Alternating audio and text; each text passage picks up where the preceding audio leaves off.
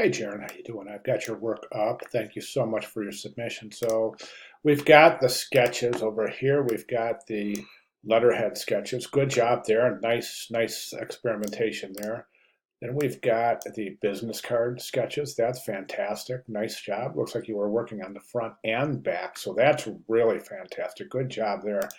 Then over here, we've got our logo sketches. Again, really good experimentation here. The one thing I'm not seeing in the sketches is I'm not seeing the required sketches for the corporate image ad as well as the product ad. Don't forget now, one of the requirements is 5 sketches each for those. So that's a total of 30 sketches.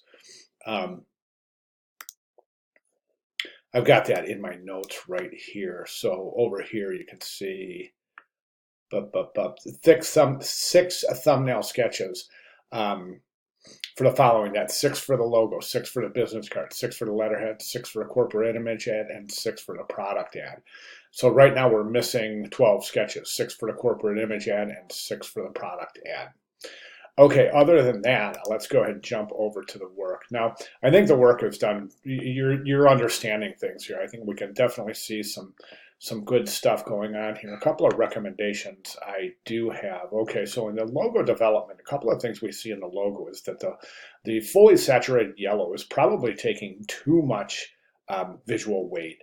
And the reason I say that is because if you place this on a letterhead, it's just really going to be difficult for anybody to even pull their eyes away from that. And that's based, of course, on what?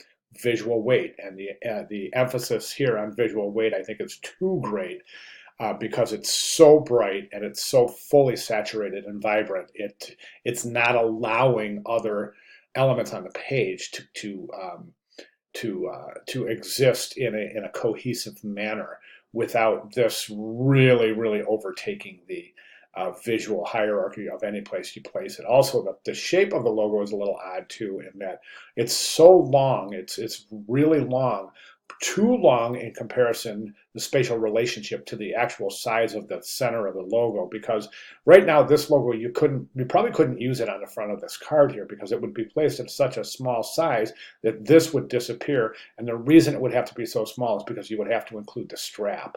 So I'm wondering if even maybe removing the strap might have helped the logo in terms of versatility and placement. Okay, the business card itself, I think you've done a good job. Good start. Good emphasis here. Nice little bit of imbalance here based on the alignment, simply because this is centered, left aligned, and this is left aligned. So it's pulling it over to the left just a little bit. Not bad at all, though. I think that if we were to move this over out of center alignment and establish a right margin, that would take care of that. Also, think about your grouping. So you've got Jaryn Kendall as manager, but then you have the website there. Well, wouldn't the website make more sense if it were grouped with the other contact information? So Jaryn Kendall, manager, that fits together. Okay, contact information should all fit together and go with the name of the organization, right? So think about that. Another thing I think about with the organization of the contact information is grouping. So think about alignment. We talked about alignment this coming week, but when we think about emphasis, we talk about one of the ways to create emphasis is to create different groups. So for example, here you've got wristable watches. That's the title. That could be alone by itself. Then over here, address, and then the telephone number, since those are actual analog contact information, those 3 could be grouped together. So you have a space between the title and that contact information. Okay, so you have a space between the title and the address and telephone. Okay, then that's grouped together, and then another space between the web contact information. So you have 3 separate groups, all within one main subgroup of the contact information. Okay, now the ads. This ad, first, the background is a low resolution image. We can see a lot of pixelization. It's not a very good quality image. Now, this isn't really a corporate image ad, because a corporate image ad is promoting the corporate image. So you're just saying, make it a wish. We make it easy for you to come keep track of your timely wishes.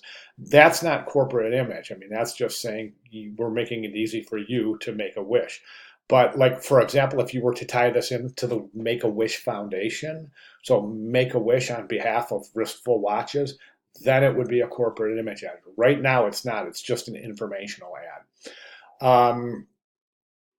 Again, we got that grouping based on your contact information. I see that all through the entire campaign. So we really want to think about how you can group that contact information.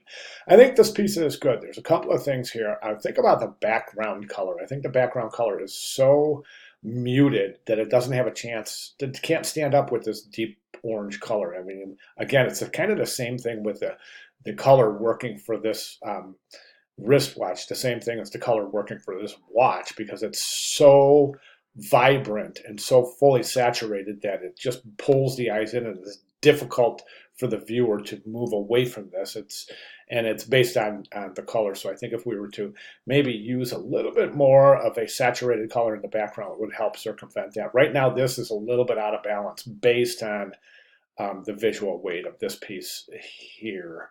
Not bad at all, though. I think it was very smart keeping this towards the center of the composition. If it was over any more, it would definitely be out of balance. So good job there.